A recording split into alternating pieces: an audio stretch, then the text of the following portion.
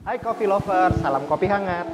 Kali ini Kopen Talks akan membicarakan tentang tema-tema di industri kopi secara global dan menarik seperti di edisi-edisi sebelumnya. Nah, kali ini Kopen Talks atau Kopen akan menyambangi narasumber yang kompeten dan tahu. Yuk kita samperin aja di situ, oke? Hai bro, ini dia. Berarti kita ngobrol langsung ngopi sekalian di atas? Boleh?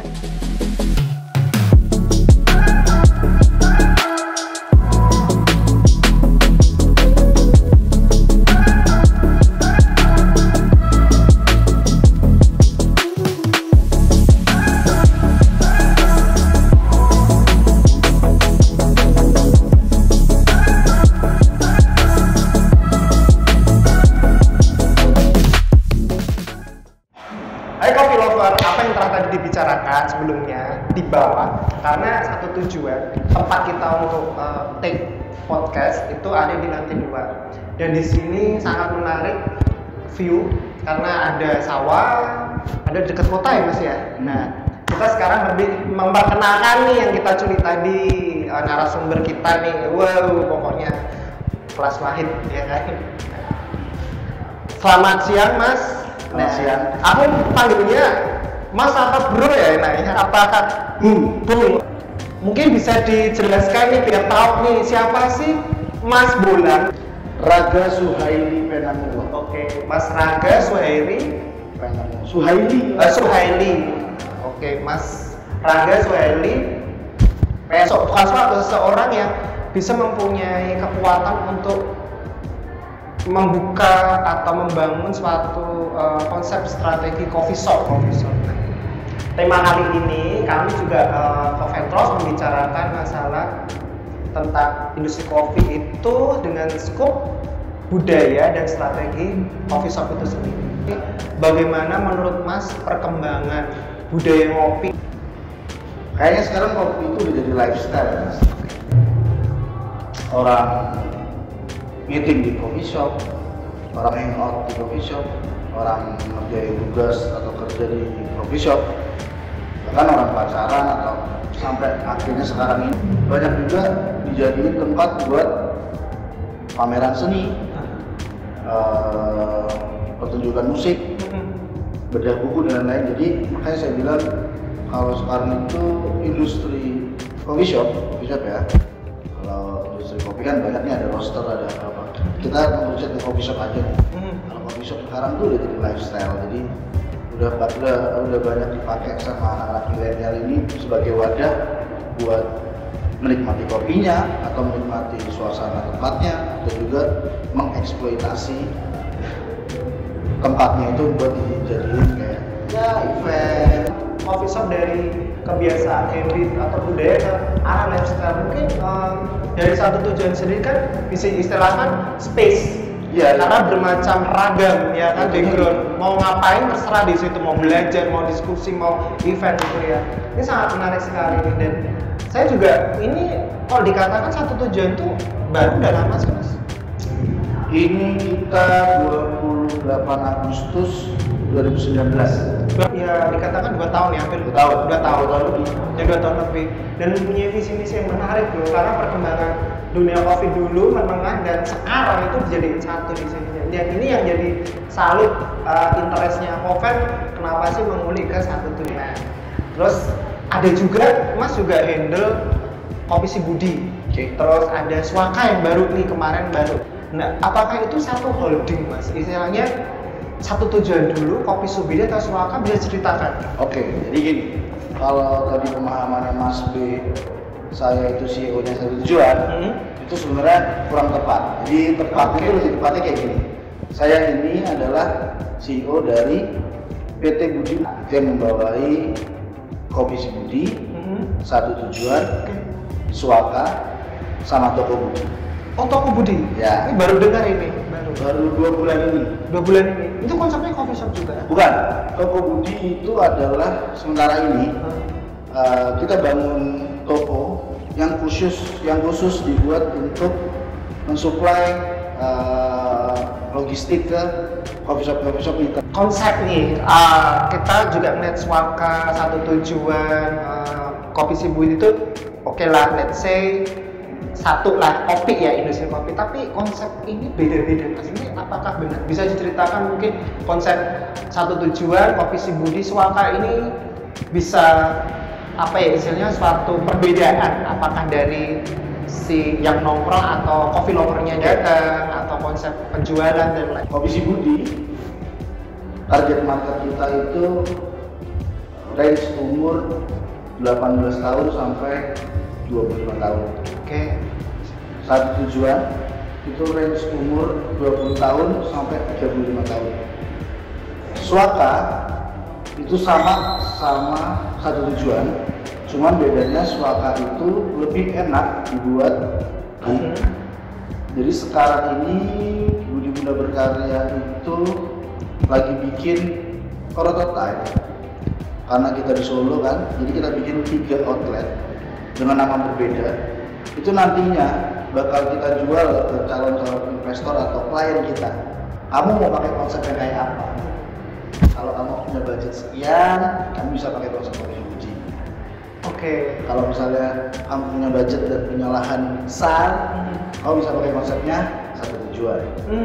Kalau kamu mau lebih bikin coffee shop yang agak sedikit kualitatif, maksudnya mementingkan kualitas dan vibes-nya emang dibuat buat working atau working space, itu kita bikinin kayak Suaka.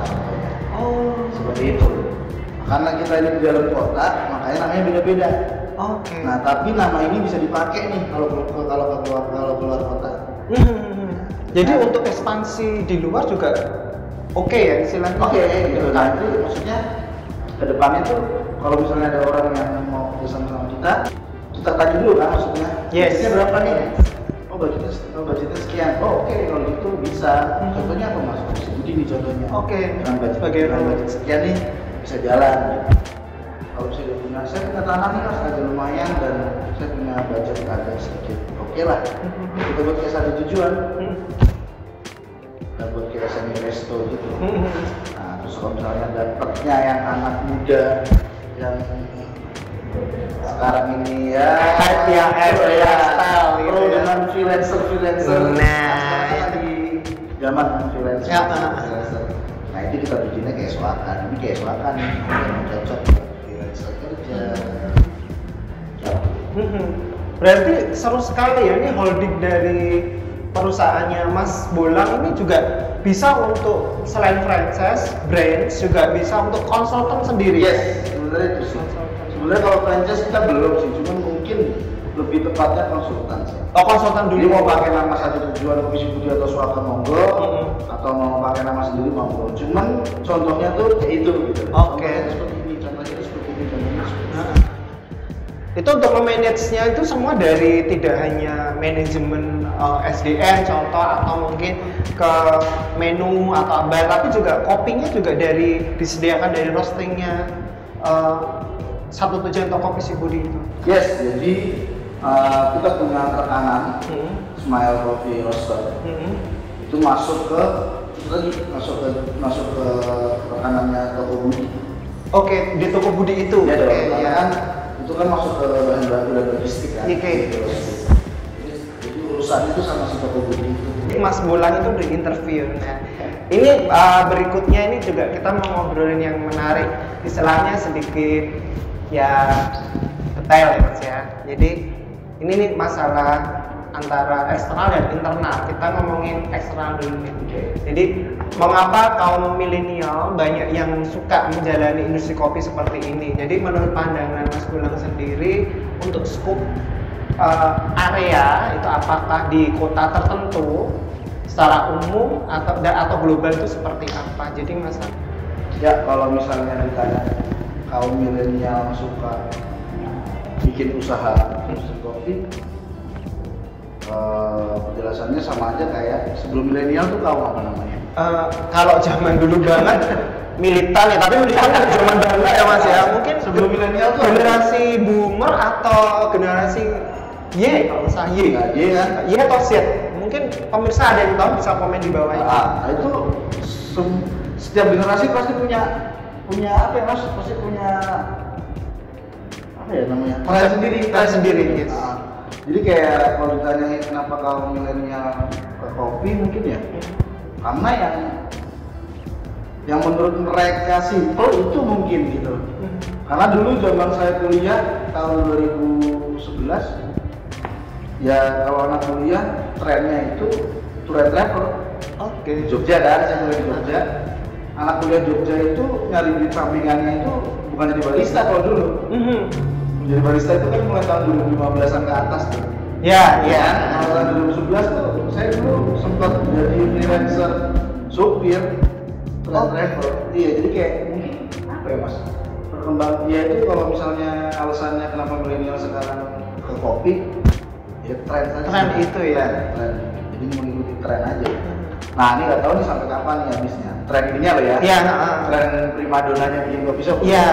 Kalau tren kopinya, kalau saya rasa nggak akan mati sih kalau kopi itu. Yes. Kalau tren kopi itu karena dari dulu dari zaman penjajahan kan udah ada tuh minuman kopi dan sampai sekarang masih dijual. Nggak kayak mungkin ya es kepal. Es kepal susu coklat atau apa itu kan ya cuman satu kuartal kan 3 bulan 9 bulan. Kalau kopi kan sebenarnya long last. Nah, yang jadi bedanya kan kalau ditanya nih, kalau biasanya kalau saya ada pertanyaan ke saya gitu, Mas, menurut kamu kopi itu kapan bakal surut? Kopi bakal surut kalau tidak dikelola dengan baik.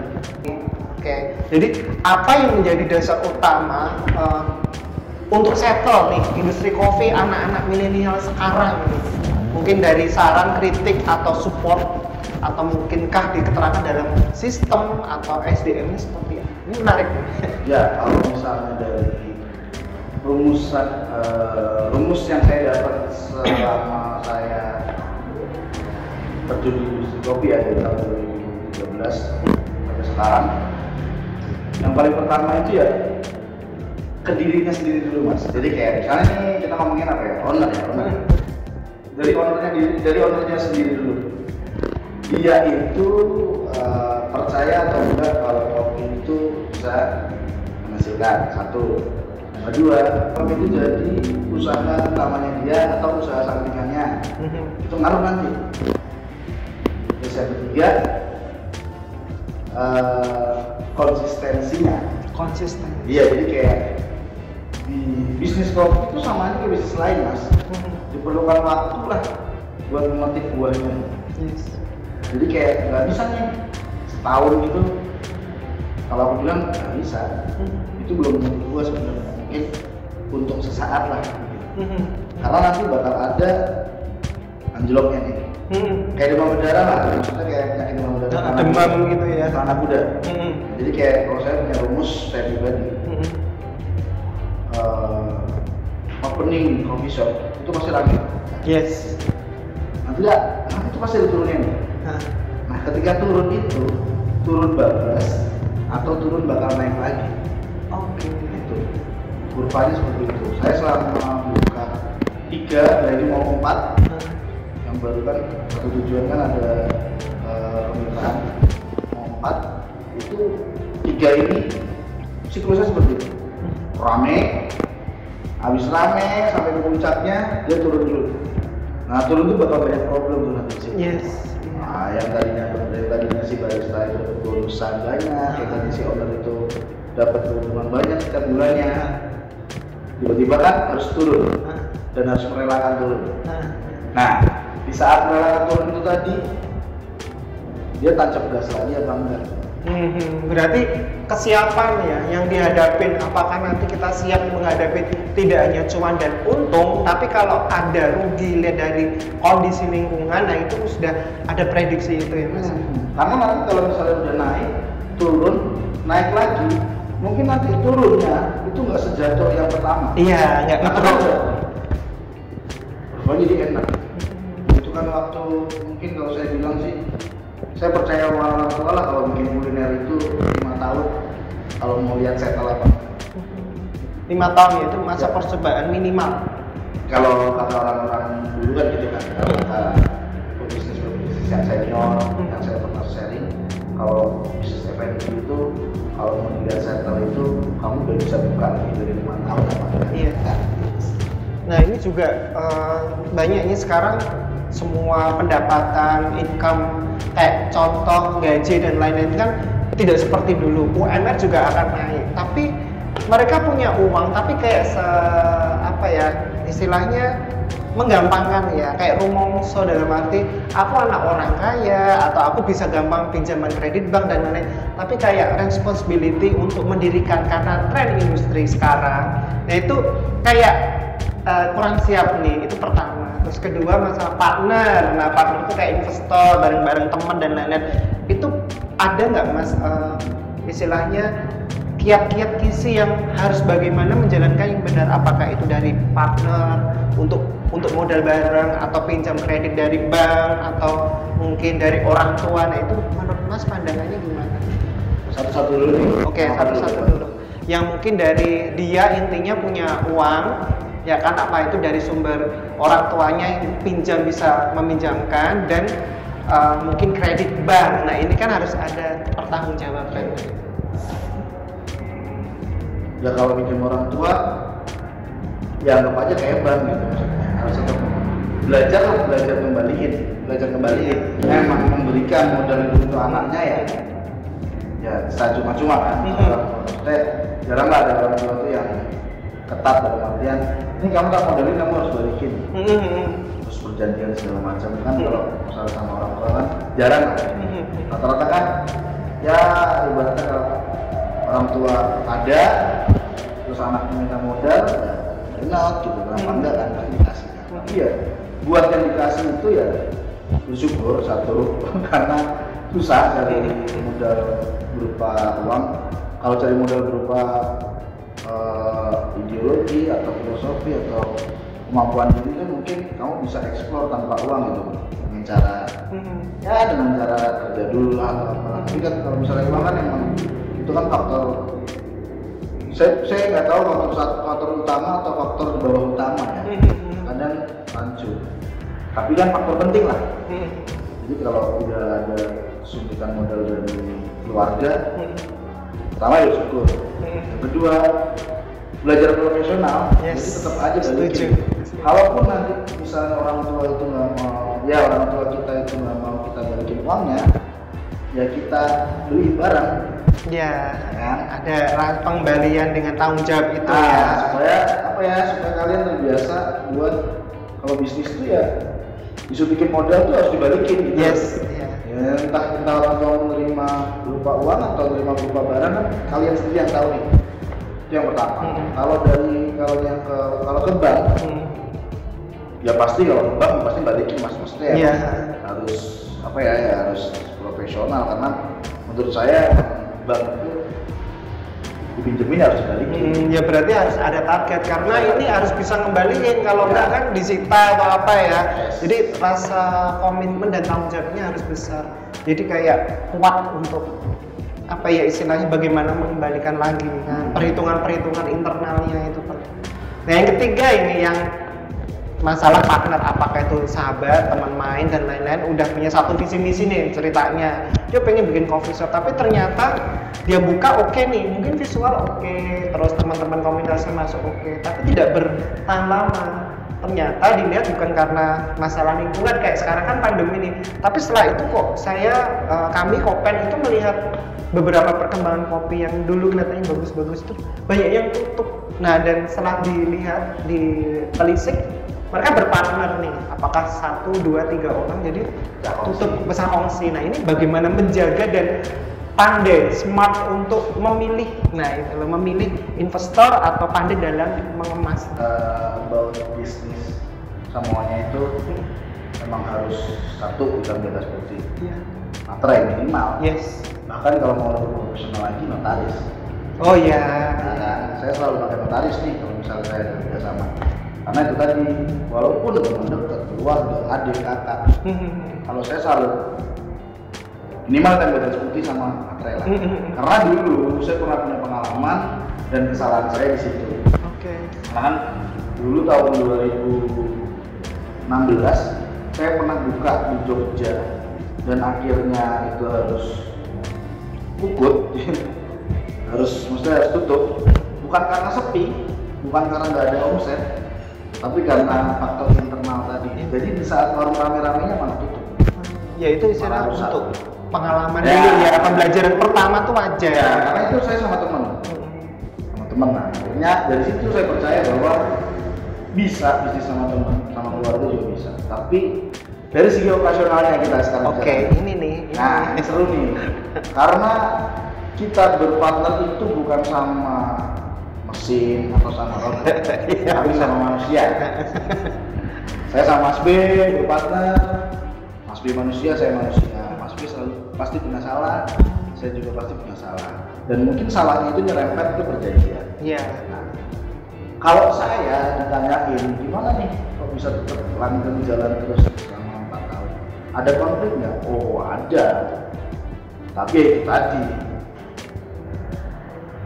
namanya manusia ya harus saling tahu lah, jadi kayak harus saling kenal lah. Ya sudah, kalau misalnya nih partner kalian kerjaannya ibaratnya udah dikasih job desk tapi nggak dikerjain, ya maksudnya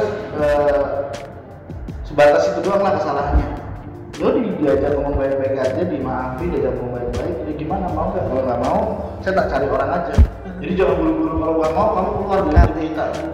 Jadi istilahnya kesempatan memahami dan evaluasi masing-masing. Ya, karena berpartner itu saling melengkapi. Yes. Mas Dwi punya kelebihan, saya punya kelebihan. Tapi Mas Dwi punya kekurangan, saya punya kekurangan. Ya, semua ada kekurangan saya itu ada yang backup Mas Dwi.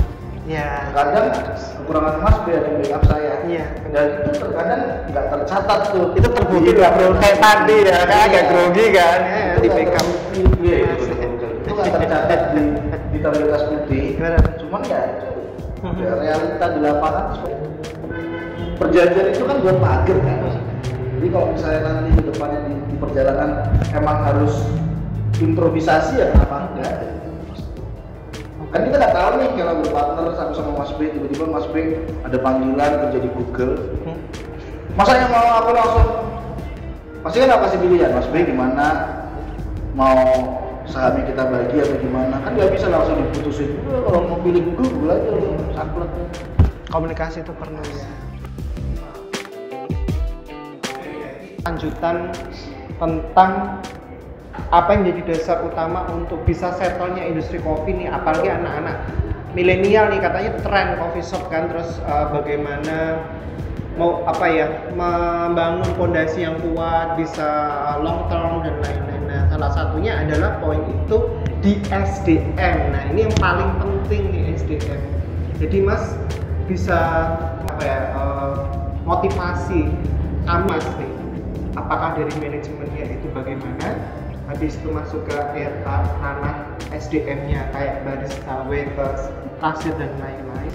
SDM ya itu faktor yang menurut saya penting dalam artian apa ya, karena perusahaan itu sudah pasti ada SDM di dalamnya. Kalau perusahaan itu mau long term, jalannya enak, itu berarti ada sesuatu yang harus kita kasihkan ke SDM lah, supaya tetap menjaga roda operasional perusahaan. Grup PT Budi Muda Berkarya Indonesia alhamdulillah ini sudah menyerap tenaga kerja sampai sekitar 50 orang. Itu untuk manajemen pusat ya, holdingnya ya? Dari manajemen sampai ke waiters, sampai ke apa namanya, tukang kebun. Itu kok di total semuanya itu sekitar 50 orang. Tepatnya mungkin 54 orang. 54, berarti 50 lebih. Nah, itu bagaimana dari holdingnya Pak Mas sendiri yang bisa mempertahankan itu? Kan susahnya sekarang, zaman sekarang nih ya, kayak loyalitas, komitmen, konsistensi pegawai itu nggak bisa dipegang. Ya, pasti yang pertama adalah apa yang lu kasih dan apa yang lu berikan. Maksudnya berarti kan itu kan gaji. Yes. Itu sebenarnya faktor penting itu kan gaji. Gaji dulu lah ya. Berarti ibaratnya ya harus sesuai lah paymentnya sama pekerjaannya dia, teringatnya dia juga harus sesuai sama apa yang dikasih dari perusahaan itu ke dia. Tapi itu nggak kalah pentingnya sama apa ya namanya, karena mereka tuh menghospitality customer. Seharusnya pihak perusahaan itu menghospitality, bikin servis ke orang yang mau datang, akhirnya dia mau datang ke tempat kita, ya kita juga harus ngasih servis ke dia supaya dia tetap mau sama kita, tetap jalan sama kita dan nyaman lah mungkin. Ya, mungkin ada beberapa pepatah mungkin bilang kerja itu gaji utama tapi kenyamanan juga lebih penting. Terkadang orang rela buat gaji agak rendah dari perusahaan sebelumnya, tapi dia kerjanya di tempat baru itu lebih nyaman. Kan? Ya itu karena mereka udah mau nih melayani orang, akhirnya perusahaan harus mau juga dong melayani mereka. Kayak misalnya mereka butuh BPJS, mereka butuh jenjang karir, refreshing, liburan setiap tahun sekali kan kita pasti ada. Berarti memang kenyamanan dulu yang dibentuk dari internal manajemennya Mas Bolang dan habis itu diterapkan ke eksternalnya pada customer. Itu terbentuk ya. Itu sebenarnya kayak gitu sih. Jadi menciptakan istilahnya kayak loyalitas. Jadi fasilitas, kenyamanan internal, akhirnya terbentuklah tadi ya istilahnya kekuatan dari pembentukan seperti internal eksternal. Sama ini Mas yang nggak kalah penting. Banyak kasus itu yang sering masuk ke saya, tanya lah, sharing sama saya. Nah ini nih yang penting. Kayak kok di tempatku tuh baristanya tuh susah banget sih dikasih tahu. Ya. Disuruh bersih-bersih. Zaman saiki ya. Disuruh pakai baju rapi susah. Nah, kalau di perusahaan kita rumusnya begini. Saya selalu bikin rumus sih, tapi ya itu rumus itu boleh dipakai sama orang, monggo. Kalau mau bikin rumus sendiri ya monggo. Oke. Nah, tapi nice ini ya ini rumus perusahaan kita. Kalau kita mau merubah habit seseorang, rubah dulu mindsetnya. Karena merubah habit tanpa merubah mindset itu sama halnya kayak apa ya? Bikin rumah tanpa pondasi. Karena habit itu bisa hancur ketika mungkin ada provokator, ada apa. Tapi kalau misalnya mindsetnya dulu yang dibentuk, itu mencegah ada provokator. Karena si provokator itu nggak ada karena mindsetnya udah diubah dulu di sini. Jadi saya gitu nih. Jadi kayak saya selalu bilang sama anak-anak dulu waktu masih sempat briefing bareng. Kalau sekarang kan kalau briefing kan cuma PIC-nya nih yang saya panggil. Terus mereka nanti yang briefing ke anak-anak di tempat di lokasi masing-masing. Kalau dulu sebelum sebanyak ini orangnya, tim intinya kita ini masih sekitar 20-an orang. Itu biasanya saya kalau briefing itu saya selalu bilang bahwasanya kalian semua di sini kerja di Kopi Budi Group mungkin berbagai alasan. Ada yang alasannya buat belajar, ada yang batu loncatan, ada yang nyari CV, dan ada juga yang untuk bertahan hidup. Maksudnya emang untuk kerja tuh emang buat membiayai dia buat makan, buat mungkin biayai orang tuanya, adiknya. Nah, saya selalu bilang sama teman-teman bahwasanya kalau kalian salah satu dari kalian itu bikin kesalahan atau bikin sesuatu hal yang akhirnya bisa merugikan semuanya, kasihan dong sama orang yang emang niatnya nyari duit di sini buat makan. Gitu. Mungkin kalau kamu nggak apa-apa karena kamu buat belajar, akhirnya kamu bisa pindah. Tapi orang ini, teman kalian yang ini tuh gimana sih? Itu sangat susah perusahaan sampai sekarang bisa memahami dan menjadi suatu mengayomi. Itu kan akan terciptanya suatu loyalitas ya, jadi nyaman seperti itu. Saya bilang kalau di sini tuh kerja tim gitu. Jadi kalian di sini tuh punya ego masing-masing, punya kepentingan masing-masing.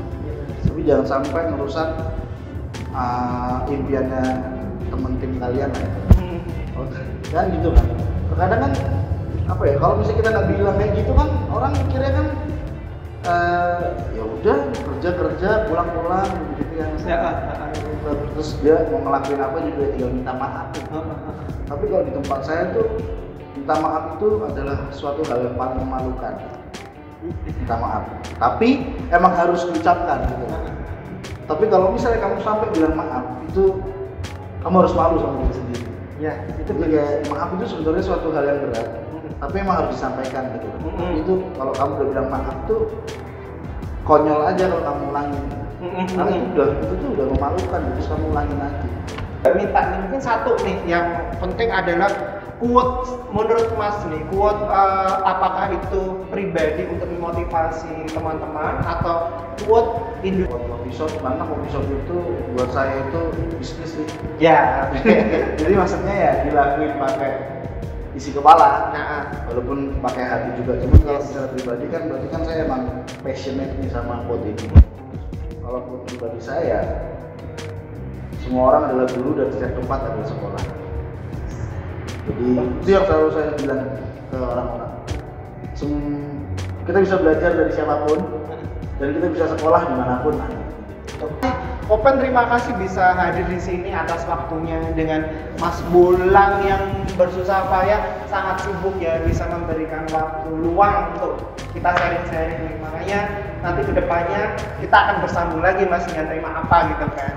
Nah makanya sangat terima kasih sekali dengan Mas Bro atau ini yang sebagai kalau ada nanti viewernya mau konsultasi DM aja. Nah nanti kalau mau konsultasi DM aja, bisa nanti di komen, kita kasih skripnya, narasinya di bawah, bisa nanti kontak langsung. Oke, kayak gitu Coffee Lover, sampai sekian dulu dengan waktu berbincang-bincang atau sharingnya yang sangat menarik di dunia seputar industri kopi. Makanya kita akan sambung lagi di tema selanjutnya yang lebih atraktif dan lebih menarik juga. Oke, salam kopi hangat dan sampai jumpa.